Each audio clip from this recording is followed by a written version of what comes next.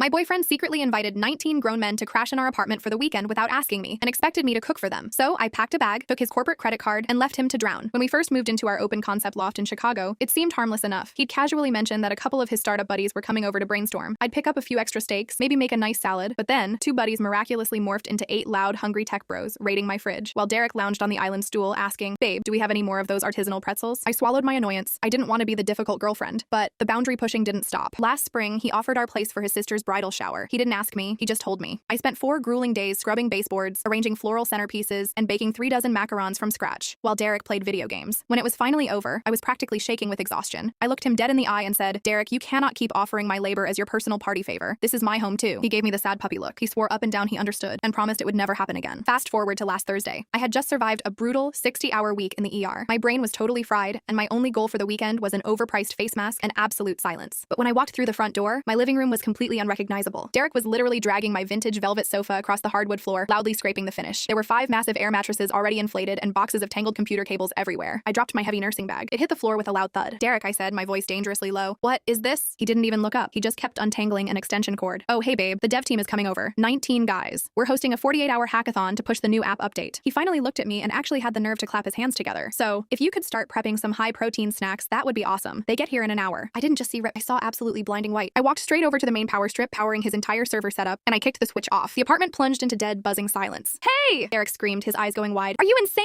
I was compiling code. 19 guys, Derek?" I shrieked, the sheer crushing exhaustion of my week finally breaking me. Tears of pure, hot rage pricked my eyes. "In my sanctuary? After I just spent 60 hours keeping people from dying?" He threw his hands up, looking at me like I was the crazy one. "It's for my startup. You know how crucial this is. Just throw some frozen pizzas in the oven and chill out." I stared at him. The man I loved was looking at me not as a partner, but as the unpaid help. "You want me to chill out?" I whispered, my voice completely devoid of emotion. I slowly turned around and walked to the kitchen island where his wallet was sitting. I opened it and pulled out his heavy metal corporate credit card. Derek's arrogant smirk vanished instantly. He lunged forward, real panic flashing in his eyes. "Whoa, babe, put that down. What are you doing?" "I am going on a retreat," I said, shoving the card into my pocket. "And you are going to cater this event yourself." "You can't leave," he panicked, his voice violently cracking as he followed me to the front door. "The investors are expecting updates. How am I supposed to feed 19 guys for 2 days? I don't even know how to preheat the oven." I grabbed my keys, opened the door, and looked him dead in the eye. "You're the CEO, Derek?" I said, offering a cold, razor-sharp smile. "Innovate." I booked a luxury spa suite on the lake, ordered $50 worth of room service on his company dime, and honestly, that first sip of Chardonnay tasted like absolute victory.